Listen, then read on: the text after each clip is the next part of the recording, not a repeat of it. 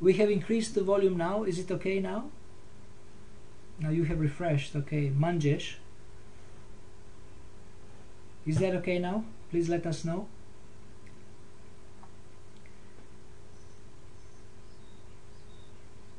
It's okay now. Okay, thank you. Thank you, Manjesh. So I will continue.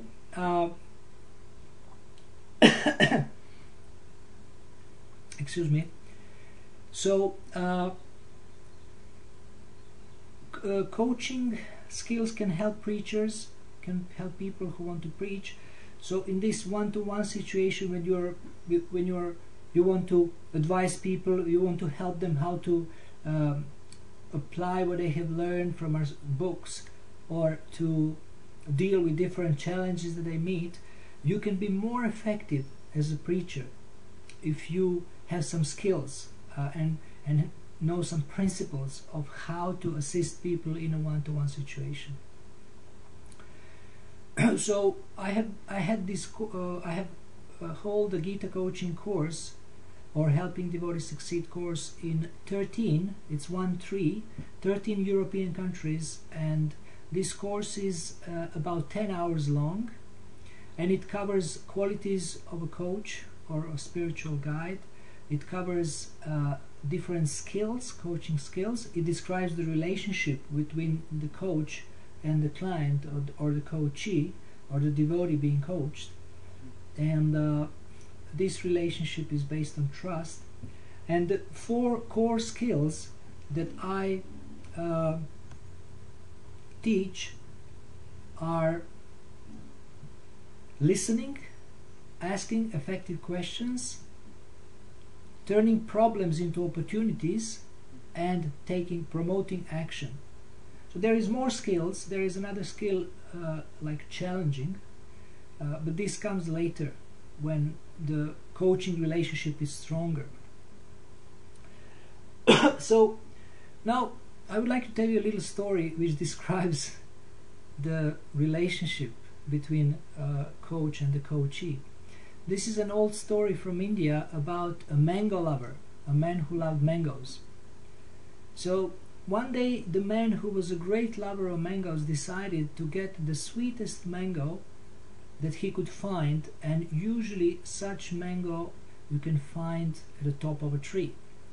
So he climbed up to the tree and came to these very thin branches, and he was able to pick up 3-4 very reddish mangoes, put them in his pocket, but unfortunately he slipped and started falling, and as he was falling, somehow he was able to grab a branch and remain hanging. So he had these fruit in his pocket, but somehow he couldn't come down, so he remained hanging, and he was helpless. He didn't know what to do. He couldn't come down. He was in such a position that he couldn't reach any other branch, and he was just hanging. He was stuck. So he started calling. This tree was near the village, and he started calling people for help. And some villagers came. They came with ladders. They came with some big sticks, but nobody was able to help him. So one of them, he actually remembered that there is a wise man living nearby that village, and he was able to help people with many problems, sometimes in unusual ways. So they decided to see if to go and visit him and see if he's there and if he would be willing to help. So one of the villagers ran to him and said, "Look, there is this man hanging, can you help us?" He said, "Sure, yeah, I'm free, I'll come." He's usually meditating or cooking some leaves or something like that, or eating some fruit like that he was to. But so he was willing. He came, and now everybody was watching what he's going to do. So when he came, he just assessed the situation for a few minutes, and he took a stone and threw it at the man. And the man was really shocked and angered. He said, "What are you doing? You want me to fall down? Why are you throwing a stone at me?" People were not sure. Is this some kind of a technique or what is this? So they started to have doubts. So everybody was watching. Oh, what what's the next thing that the sage will do, that the wise man will do? He took another stone and threw it again. And now the man hanging, he got even more angry. He said, "What are you doing? I'm going to come down. I'm going to show you. I'm going to teach you a lesson. You know, you're finished. You're trying to kill me." Of course, everybody wanted that he comes down, but he couldn't. So he was still hanging there. And now some people really started having doubts about this sage and what he's doing. This is like a very weird way to help a person who is in trouble. Everybody was watching. Still, nobody was trying to stop the sage, but everybody trusted him actually a lot. So he took another stone, he threw it again. And this man was so angry that he became so determined. He became so determined to come down that he actually waved a little bit and did with all his might, with all his strength, he actually reached another branch and came down. And he was furious. He was so angry. "Where is the sage?" He came down. And people were kind of, laughing or giggling. Well, says, he wouldn't be a sage if he would wait for you. He wouldn't be a wise man because he saw that you are furious. But they said, "But don't you see that he was the only one who helped you? He provoked you to help yourself." So maybe you should be grateful to him and not angry at him. And of course, this man needed a few minutes to kind of, calm down, because he was very angry. He wanted to revenge. And then he realized, actually, you are right. He provoked me and he helped me help myself, which none of you was able to do. So this story illustrates that sometimes there is somebody with you whom you might not like in the beginning, but who can actually help you a lot. Like doctor, when he does surgical operation, you don't like it, and sometimes there is no anesthetic, so it's very painful and it hurts, but he is saving your life. He is saving your life. Yeah. So similarly, sometimes our spiritual guides or spiritual master or a spiritual coach, they might challenge us, they might provoke us, they might ask us some hard questions in a soft way, and we might not like it in the beginning because it's a bit confrontational, and we have to look more deeply, but actually it helps a lot. It can help us a lot. So in my understanding, the best help that we can provide to anyone is to help them help themselves. And this is what coaching is about.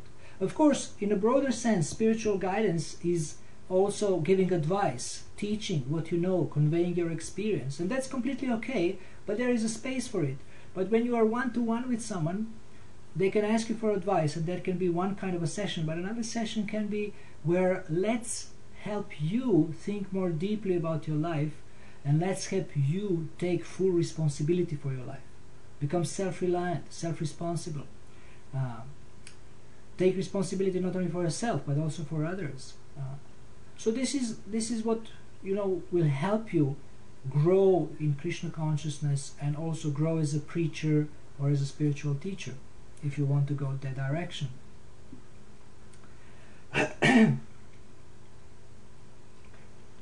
Well, thank you. Manjesh is making a comment here. I'm glad you like the story. So we'll continue with our presentation. The verse that inspired me to start Gita coaching is actually Bhagavad Gita 2:29. It's the verse that explains that the soul is amazing.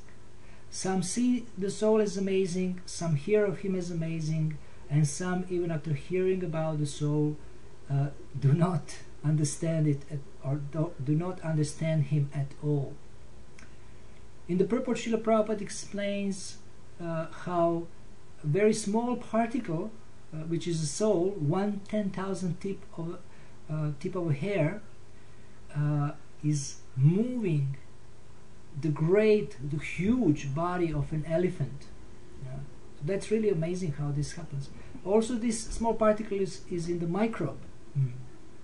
So one thing that is amazing that I have seen in working with people over the past 25 years, but particularly last 5-6 years when I got coach training, is that how much potential we don't use that we have.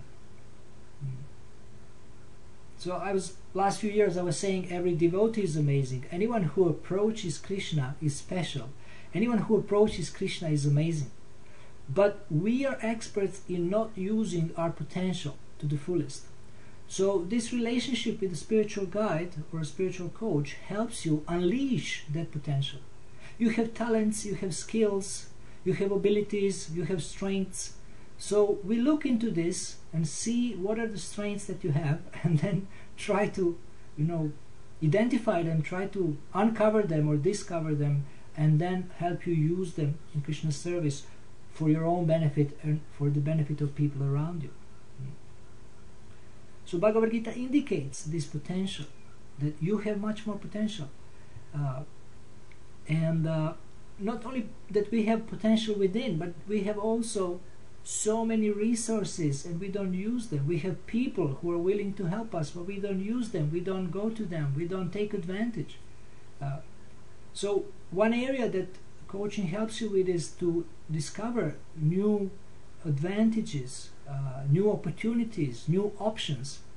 Actually, there is always many more options than you see at any particular moment in life.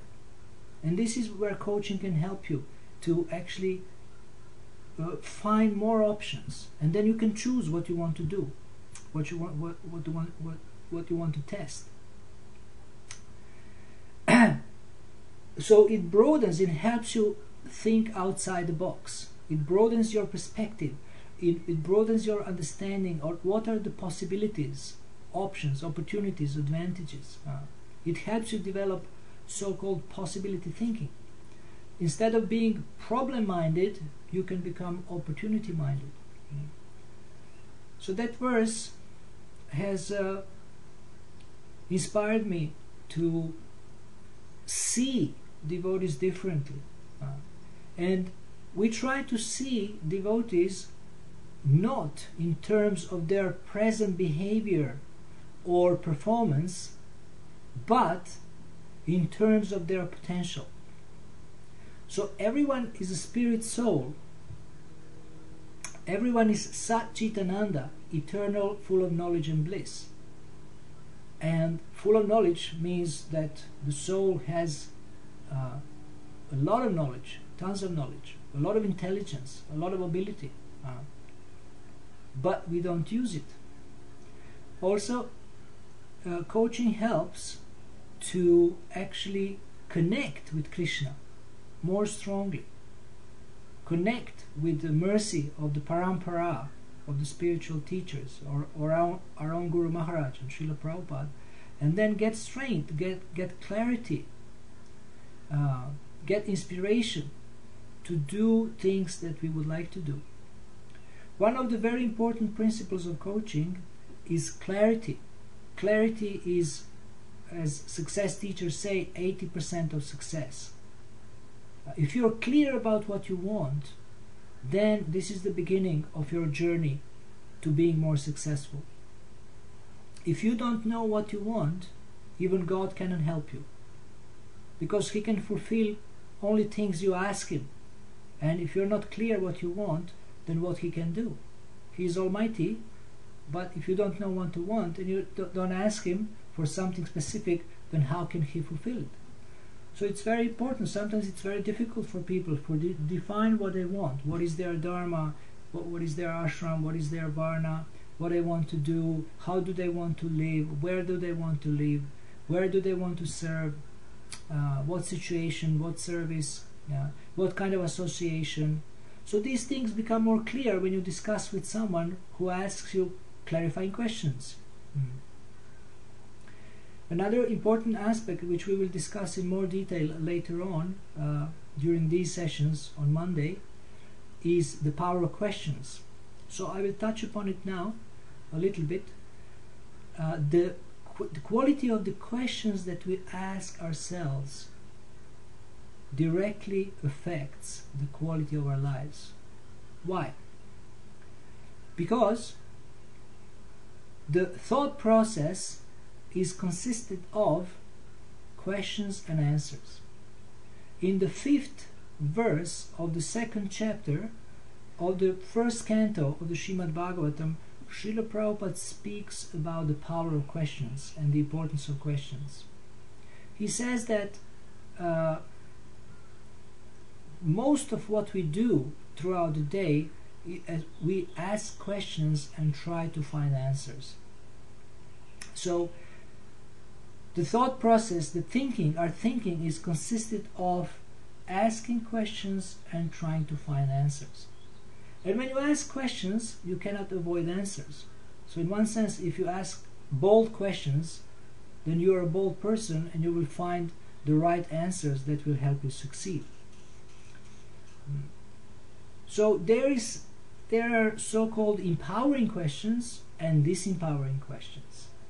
Empowering questions are questions that release our potential, that inspire us, that bring clarity, that help us understand what we want to do, where we want to go, what we want to be, what we want to have in life. Powerful questions also address the blind spots, the things that we have to change. But they also address our strengths, our talents, our abilities, and our skills. So if we change the questions we ask, then our life will change. For example, instead of asking, why are they not perfect, you can ask, how can I improve? So wasting time on why others are not perfect is not very intelligent. But if you look at something that you can change, and that's you, your own behavior, your own thinking, your own perceptions, your own action, then you can even develop a capacity to influence those people whom you want to change. So you act within your circle of influence, and the first person that you can change is yourself. So if you ask yourself, what can I do? Like, for example, if you go around the temple premises, like here in Alachua, there is a tent where there is some tables where people can, like picnic tables, and you can say, well, this is not clean. There is some cups on the floor, on the ground, and there is some spoons, and there is some paper. And we may try to criticize management, say, what kind of management is this? But instead of asking why the management doesn't take care of these premises, we can ask that, oh, this is a nice opportunity. Can I actually clean this? Can I make a difference in this temple or in this garden? Now, how can I please Krishna by using this as an opportunity? How can I use this as an opportunity to do some service instead of trying to complain about imperfection of management? And then we can just do it, and then we feel good, we have done some service, we have purified our heart, and we have asked a different question. And also you have heard about this, that instead of focusing on the problem, focus on the solution. So what is the solution? When you work with devotees, I worked today with one devotee, I had a session, and then devotees repeating again and again about some negative things, and I try to draw his attention to something positive. I say, well, devotee is telling me what he doesn't have or what he has done wrong, and I said, but did you do anything right? Or, what do you have? What you can be grateful for? One great way to start your day is to write down 10 things that you can be grateful for. Try it. Write down 10 things that you can be grateful for, and I'm sure you will have a completely different day. Instead of complaining, instead of falling into self-pity, we can actually think about what can be we grateful for to Krishna.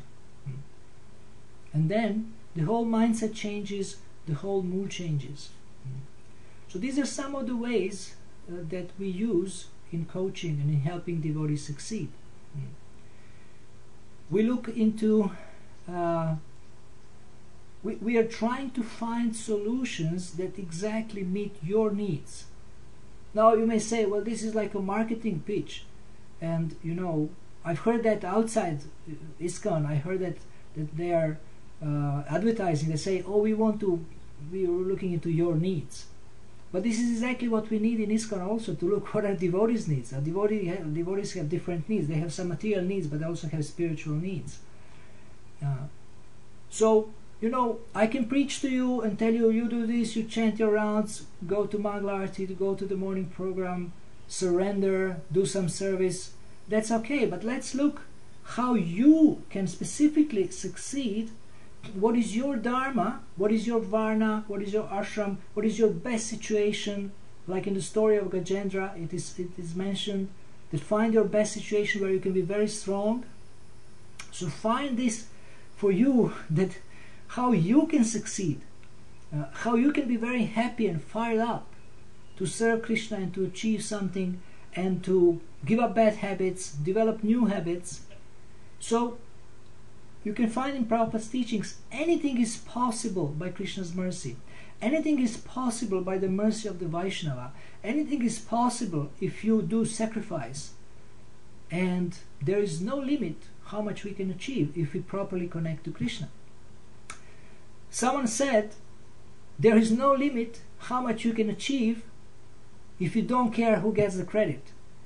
I like that one.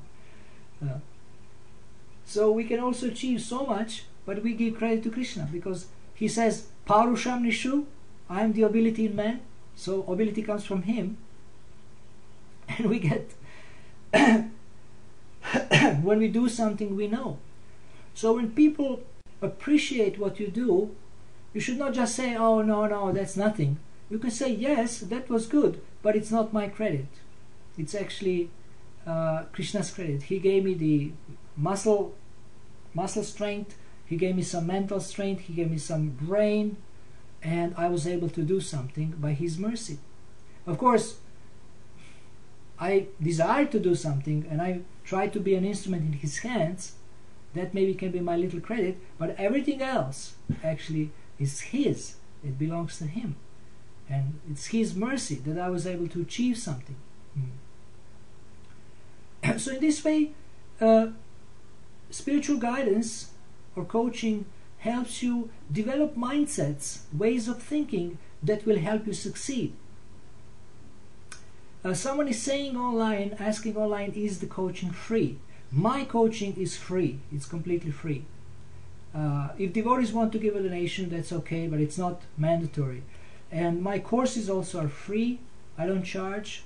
And because it's exciting when devotees find their way, find their project, find their dharma, and then they can move forward. Or when they remove obstacles and things like that. So regarding is the coaching free? My experience is that devotees, they always they're grateful actually when somebody helps them in any area. But that's another thing. So the way we work is that we have a taster sessions. So if you like it, you can continue. If you don't like it, you can try to something else that will help you succeed. But the main principle is HDS, helping devotees succeed. So if you're interested to read more about this, I have an ebook and an audio program which is 1 hour long called Helping Devotees Succeed. And if you write me to Akrura Pamhonet, AKRURA at PAMHO.net, then I will send you this audio and the ebook for free. And I have many other resources, and we are using in our courses Gita cards. These are creativity cards. They help you expand the number of options. So we have online Samsara 78, a listener or a spectator, and he has asked this question about is coaching free. So thank you for that question, and I'm glad you liked the answer. So I was saying about Gita coaching cards. These are cards. Oh, thank you. You said you will write. Thank you. So Gita coaching cards are designed specifically for devotees, so that they can work on their goals, they can expand their options. Every card has a title, it has a quote, it has a question, it has a quote from Prabhupada, it has a principle there that can help you, some of the principles that can help you succeed. So these are also all put in one file, and they're available for free. You can use them, and I can also help you how to use them. I am available on Skype. My Skype is Akrurad, Akrurad, one word, and also on the Facebook Akrura Dasa, 2 words. And I also post a lot of tools on my Facebook, and inspirational videos, quotes. I write short articles, and I also have a blog. If you type Gita coaching on Google, either one word or 2 words, then you will see blogspot/Gita coaching.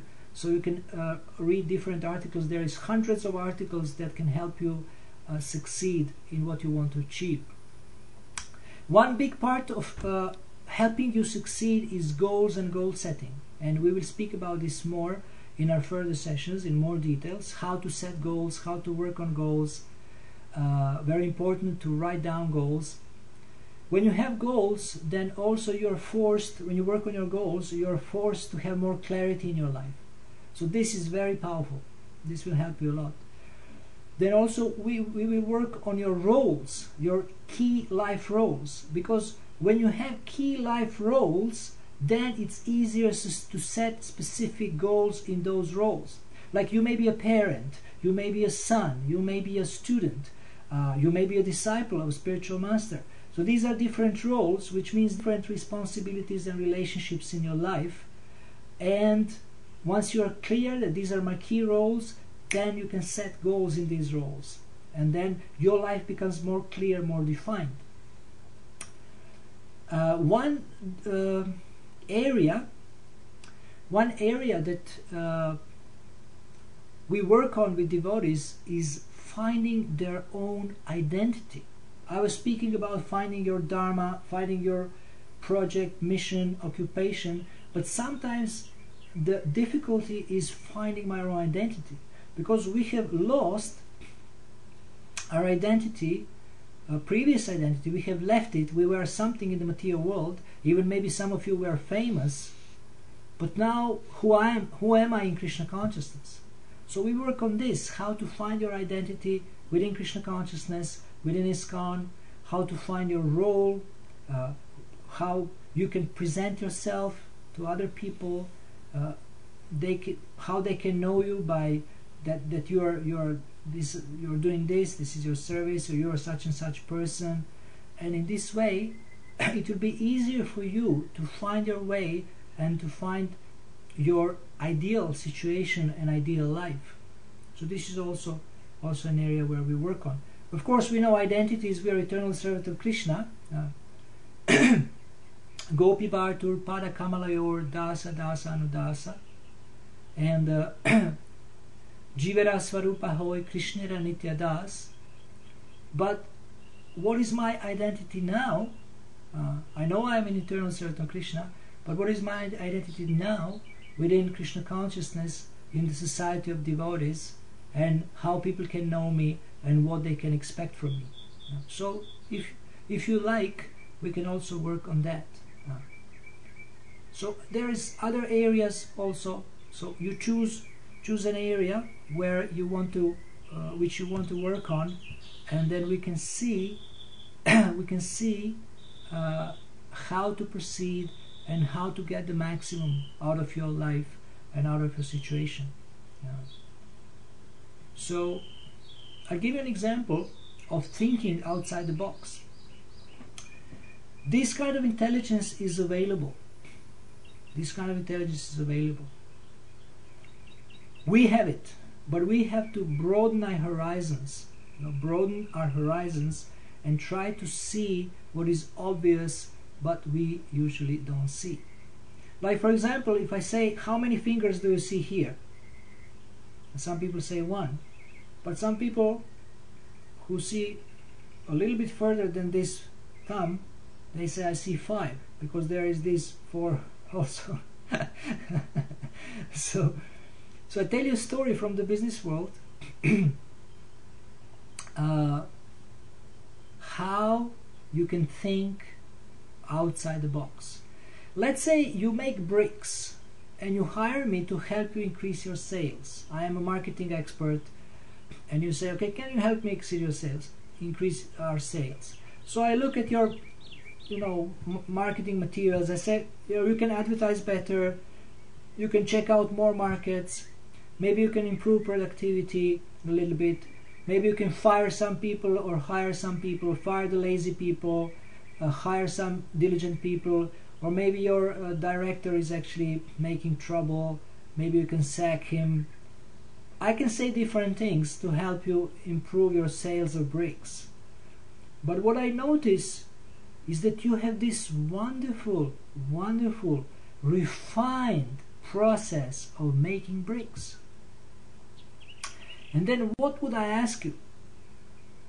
I would ask you, did you ever try to teach anyone this process?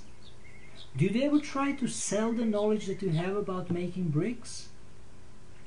And you say, no. You say, we have been developing this procedure, this process for 20 years, and it's almost perfect.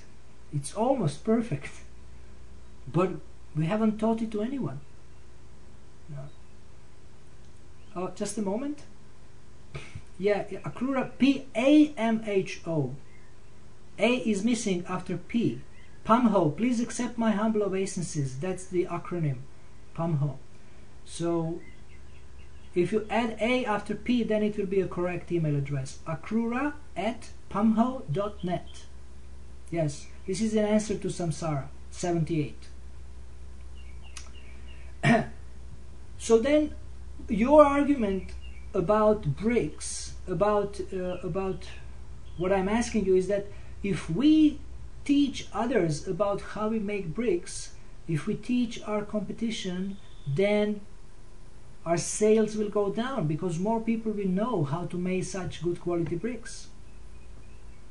And then I say, well, you are thinking inside the box. You don't have to sell this knowledge to your competition, which is usually in your state or states around your state. Like if you're in Georgia, then it would be North Carolina, it would be Florida, and a few other, Alabama. But you can sell it in the north, and they're not your competition. So you go to Seattle, you go to Canada, and you can sell it. And they take it, you say, well, I'm going to teach this now, and I'm going to charge for the course. So you can charge $1,000, you can charge more than that if you teach longer, or if you teach more details. And you know what happens sometimes in these companies? You won't believe it. They make more money by teaching about how they make bricks than by selling bricks. When I heard that, I was completely how you say, stunned. That this is amazing. So these people for 20 years, they couldn't get this idea, and they needed an outside consultant who charges $5,000 per hour. That was not me. This was a true story from the professional, from the business world. So you know that he said, did you ever teach this knowledge? Or you can license it, so some people can pay you whatever money they make by your procedure. You get a percentage, and you get an extra income.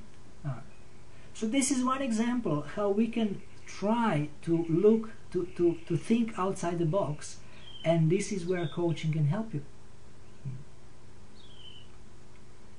So spiritual guidance can help you with your sadhana, with your spiritual practice, with your professional life, with your family situation, with your personal problems, but can also help you in all these areas by helping you expand the way you think, expand the options you have, help you become very creative in how you live and how you think and how you relate to other people.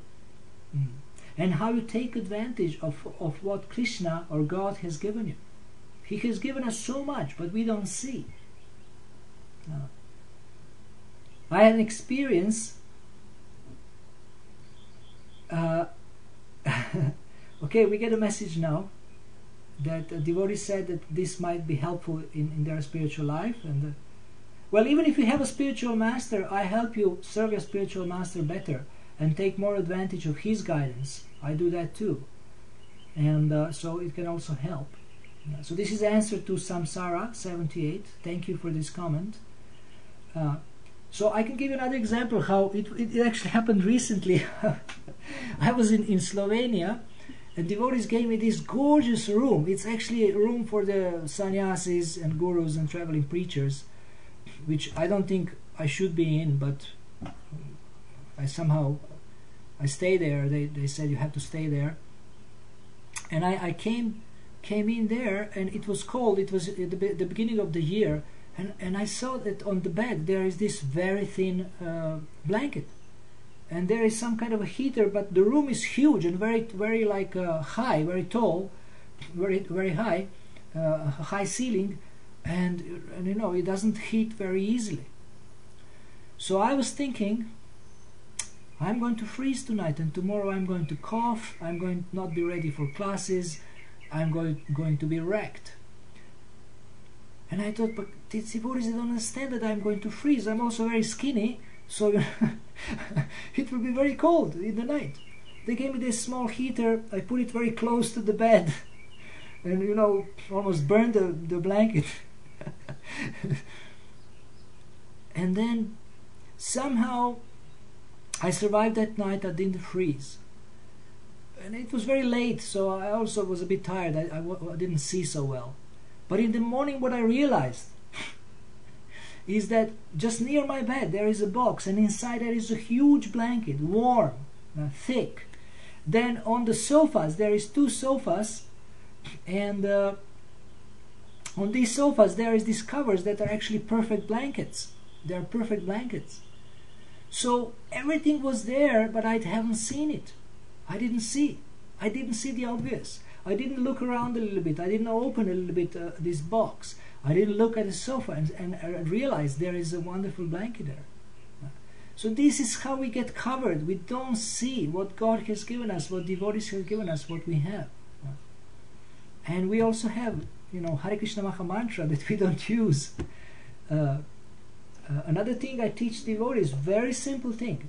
Now, my coaching is very much influenced by Shishi Gornitai. Shishi Gornitai from the altar, they're teaching us to raise our hands. But we don't do it. It's too hard to raise our hands. But if you want to change the way you feel, if you want to change the way you think, just raise your hands, and it will be very difficult to remain depressed, to remain frustrated, to remain sad, to remain hopeless or helpless. Because by raising your hands, immediately your mind changes. You get more positive, you get more enthusiastic, you put yourself in a better mood. Amazing things can happen like that. Instead of sitting or lying down on a couch of a psychiatrist or a psychotherapist for 20 years and just speaking about the past, you can actually raise your hands and completely change your life and change how you feel. It's very simple. So you can try and tell me how it works. Anyone who has tried it, I told this to hundreds of devotees, anyone who has tried it, they report positive changes and positive results. So please try to do this. So these are some of the things that we will be discussing and that we can work on in helping you succeed and in coaching. And also, what is wonderful about this process is that it's so simple that anyone can learn it. So you can also learn to do these things and become excited to help other people. And then your preaching will improve, your coach, your management will improve, your leadership will improve, your parenting will improve if you know these skills. Like one great lesson I learned in coaching is respect. You respect the free will of other people, you respect your children, you respect your wife, you become very positive, you see what's good in them, and then it's easier to work on also things that needs to be improved. Also,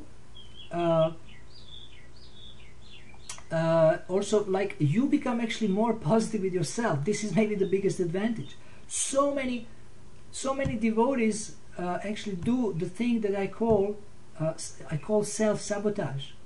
Mahatma Prabhu and I just did a radio program called Reality Check, and it will be available online soon, either on Krishna.com or on our websites. And we did a session on self-sabotage. So we do so many things to sabotage ourselves. So in coaching, we help you stop working against yourself.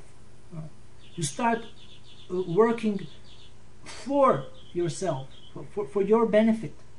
You become your own friend. The way you talk to yourself in the mind becomes very, very inspiring, positive, almost like cheerleading. I tell devotees, if you, there is no one near you to inspire you, to cheer you up, you have to cheer up yourself. Maybe your friend is not there, your wife is not there, your coach is not there, or your children are not there. Then you have to cheer yourself up. You have to lift yourself up, lift your spirits and say, okay, come on, let's go. Akrura, get up, stop complaining, stop blaming, stop lamenting, get up and do something. Something for yourself. Put your hand in the bead bag, chant some round, read some verses, do something good for others, call a devotee, do something for another devotee. So many opportunities. So we also teach you to see that life is full of opportunities, not problems, and how to turn problems into opportunities with a very simple process, just with one question. And it's simple: how I can turn this problem into an opportunity. I ask devotees to write down at least 20 ideas, and then they get stuck on 10 or something, and I say, well, you have to do 20. And then when they stretch, this is where they sometimes get the best ideas. Today I had a session with a devotee, and I pushed a little bit for certain points. I asked for 5 points. The devotee came up with 3, and I said, well, please try to do 2 more. And then the 5th one was an amazing point that helped. At least I said it will help me to serve you much better. So it was an amazing revelation even for that devotee. He said, yeah, that's interesting. I didn't know I had that, or something like that. And of course for me it was a great revelation that this devotee has this trait that can help me focus on that trait and help this devotee succeed. Okay, so now is 8:55, and I want to keep these sessions up to 1 hour, and we were late 5 minutes, and I apologize for that, because this is the first setup and the devotee came here to set it up, the technician Abhay Prabhu, and I'm very grateful to him. But I want to open up for questions if you have, and I try to answer. We can have 5-10 minutes. Later we can have more, like 10 minutes, 15 minutes, whatever you like for questions. But if anyone has questions, please feel free to, I can see your messages here, and I will answer, and then we will finish and have the next one next Monday.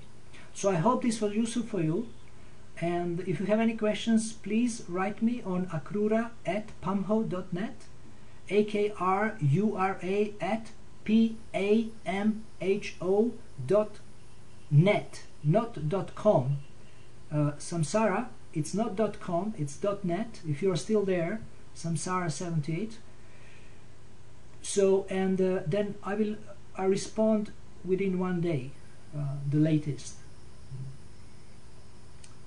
And as I said, you can contact me on Facebook, on the Facebook, and on Skype also. Akrura Dasa on Facebook, and Akrura D, Akrurad, one word, on Skype. That's my Skype. Yeah. You can visit my blog, Gita Coaching blog, on blogspot.com, and you can also visit my website, which is VedicIlluminations.com/Gita Coaching. VedicIlluminations.com/Gita Coaching. There is resources there. There is audio, Gita Coaching audio, Helping Devotees Succeed audio. I even have a music. I have a traditional music and devotional rock music. It's called Danda music. You will find it at the bottom of my first page on the website, and bhajans. And there is many resources. There is articles. There is explanation more about coaching. There is a handbook, and there is some slides. There is interviews. I had interviews with devotees explaining more about coaching. So you are free to use this. And thank you, Samsara. I will accept you as a friend on the Facebook also. Thank you very much.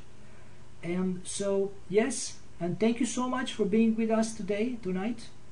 I'm really sorry this overlapped with Radhanath Maharaj's class, and we try to keep it regular here. So exactly in Alacha, where I am now, there is a Maharaj's class, and devotees, most of the devotees are there, or almost everyone is there.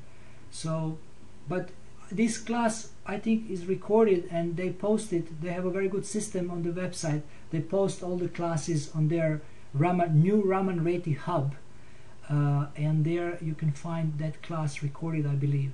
Especially Bhagavatam classes, all Bhagavatam classes are recorded. So I want to thank everyone.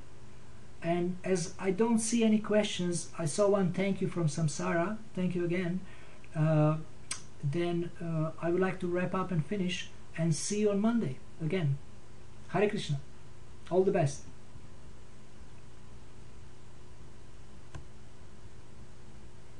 Oh, Maurizio, thank you. Thank you very much. Okay, so see you next Monday.